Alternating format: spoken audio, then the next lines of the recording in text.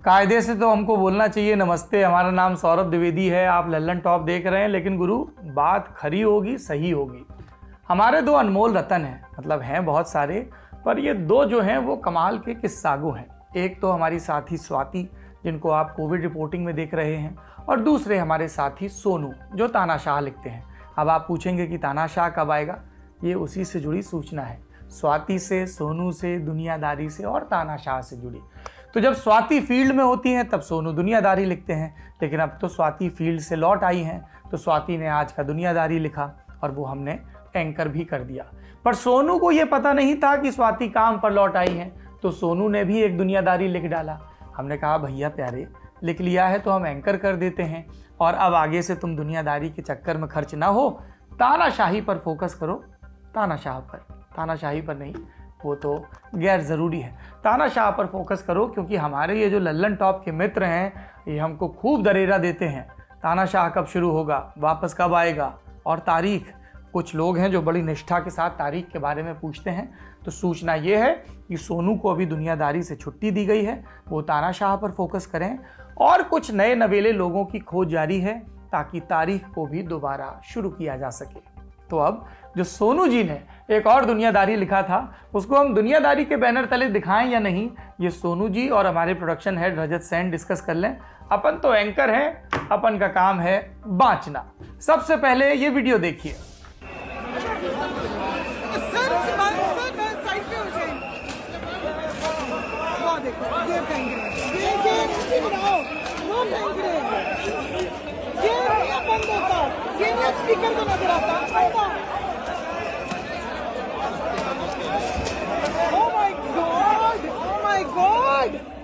एक बड़ा सा सजावटी हॉल है। हॉल के बीचों बीच बड़ी संख्या में लोग जमा हैं, सजे धजे, चमचमाते कुर्ते लगाए हुए। कुछ वर्दीधारी पुलिस वाले भी खड़े हैं, लेकिन मूक दर्शक हैं। जो लोग कपड़ों से सभ्य दिख रहे हैं उनके बीच जमकर हाथापाई हो रही है।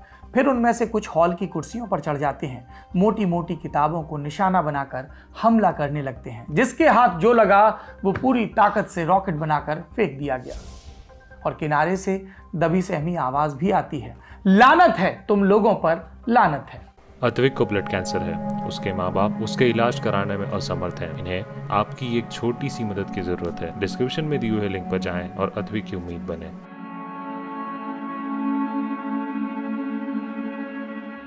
ये वीडियो देखने और ब्यौरा सुनने के बाद आपके मन में कई तरह के ख्याल आ सकते हैं। मसलन किसी बाजार में सौदे को लेकर झगड़ा हुआ होगा और फिर लड़ाई छिड़ गई होगी, या किसी शादी में मनचाहा पकवान ना मिला और तकरार शुरू हो गई होगी।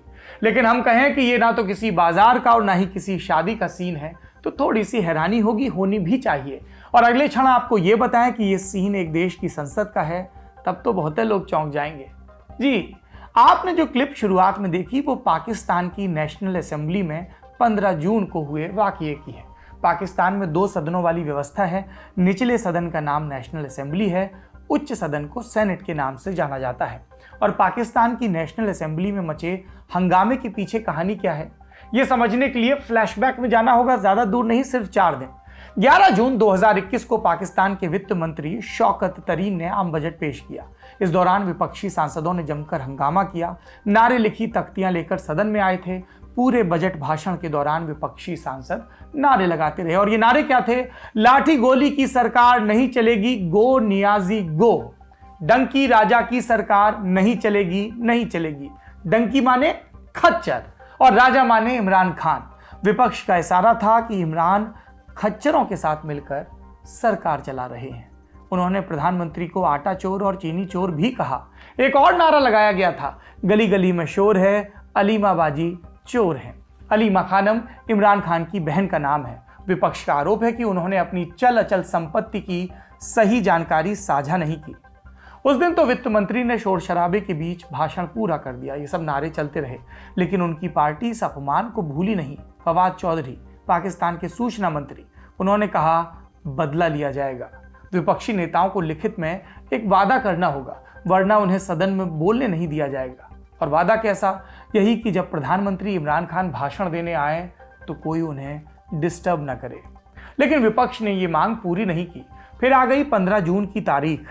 सदन में विपक्ष के नेता शहबाज शरीफ, पाकिस्तान मुस्लिम लीग नवाज के मुखिया, जैसे ही उनके बोलने की बारी आई, उन्होंने बजट की आलोचना शुरू कर दी और सत्ता पक्ष जैसे इस मौके के इंतजार में बैठा था, उन्होंने डेस्क पीटना शुरू कर दिया और साथ ही शरीफ को चोर चोर कहकर चिढ़ाने लगे। इसके बावजूद शरीफ ने बोलना जारी रखा। इस बीच विदेश मंत्री शाह महमूद कुरैशी शहबाज शरीफ की तरफ बढ़ने लगे। झगड़ा बढ़ता देख सदन को 20 मिनट के लिए स्थगित कर दिया गया और इसके बाद स्पीकर असर कैसर के दफ्तर में दोनों तरफ के नेताओं की बैठक हुई। पिंकी प्रॉमिस किया गया, किसी को परेशान नहीं किया जाएगा। इस समझौते पर पहुंचने में 3 घंटे लगे, लेकिन जैसे ही दोबारा बैठक शुरू हुई, वादे की धज्जियां उड़ गई और अब की बार मामला शोर शराबे से बढ़कर हाथापाई तक पहुंच गया। विपक्षी सांसद शरीफ को घेर कर खड़े हो गए ताकि वो अपना भाषण पूरा कर सके। इस बीच सत्ताधारी सांसद कुर्सी पर चढ़कर बजट वाली किताब से हमला करने लगे और विपक्ष भी कम नहीं रहा, उसने भी जवाबी हमला शुरू किया। दोनों तरफ से भद्दी भद्दी गालियों की बरसात होने लगी। मार्शल्स को हंगामा रोकने के लिए बुलाया गया, लेकिन वो एक तरफ बढ़ते तो दूसरी तरफ से हमला तेज हो जाता, यानी उनके आने का कोई असर नहीं हुआ। स्पीकर ने नेताओं को बार बार अपनी सीट पर लौटने की अपील की, लेकिन कोई उनकी बात सुनने को राजी नहीं था। इसके चलते 15 जून को कुल 3 बार बैठक स्थगित की गई और 3 बार की स्थगित बैठक के बाद थक हार कर स्थगन 16 जून की दोपहर को 2 बजे तक के लिए बढ़ा दिया गया। शहबाज शरीफ अपना भाषण पूरा नहीं कर पाए अभी तक। 16 जून को वो दोबारा से भाषण देंगे, हालांकि भाषण पूरा कर पाएंगे इस पर संशय बना हुआ है। विपक्ष की तरफ से मारपीट या शोर शराबे की घटनाएं अक्सर सुनने को मिलती है, लेकिन सत्ताधारी पार्टी ऐसा करे इसका उदाहरण शायद ही कहीं मिले। नेशनल असेंबली में मारपीट के दौरान कई कैबिनेट मिनिस्टर मौजूद थे, उन्होंने हंगामा रोकने की कोशिश नहीं की। विपक्ष का कहना है सीन स्क्रिप्ट पहले से तय थी और प्रधानमंत्री इमरान खान की इसमें सहमति थी।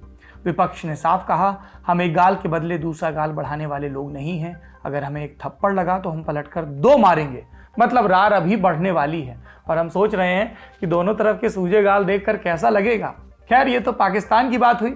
अब दुनिया के कुछ और देशों की संसद में हुए अभूतपूर्व हंगामे पर नजर डालते हैं। सबसे पहले चलेंगे जॉर्जिया।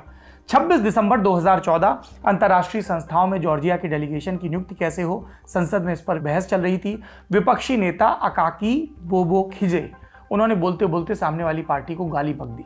इस पर ऐतराज जताया गया तो कुछ और गालियां बक दी। फिर क्या था, सांसदों ने अपनी सीट छोड़ी और लड़ाई के मैदान में कूद गए। लात घूंसे माइक से हमला होने लगा और जब झगड़ा शांत हुआ तब तक 3 नेता बुरी तरह घायल हो चुके थे। फिर डॉक्टर साहब को बुलाया गया और इलाज हुआ। अब साउथ अफ्रीका चलते हैं, उसकी कहानी सुनते हैं। फरवरी 2015 की बात है। उस समय के राष्ट्रपति जैकब जुमा संसद में राष्ट्र के नाम संबोधन दे रहे थे और तभी इकोनॉमिक फ्रीडम फाइटर्स पार्टी के सांसदों ने हल्ला मचाना चालू कर दिया। स्पीकर बोले चुप बैठिए, नहीं माने। फिर बाहर निकलने का आदेश दिया, अनसुना कर दिया। तब उन्हें निकालने के लिए पुलिस बुलाई गई। इस पार्टी के सांसदों ने पुलिस के साथ भी जमकर मारपीट की। बहुत देर हंगामा चला और तब रुखसती हुई। साउथ अफ्रीका के बाद अब चलते हैं रूस के पड़ोसी देश यूक्रेन। यहाँ पर तारीख थी 11 दिसंबर 2015, जगह राजधानी कीव स्थित यूक्रेन की संसद। प्रधानमंत्री अर्सेनी यात्सेन्युक पोडियम पर खड़े भाषण दे रहे थे। बीच में ही विपक्षी सांसद उठकर मंच के पास आए। उनके हाथ में गुलाब के फूलों वाला बढ़िया सा बुके था।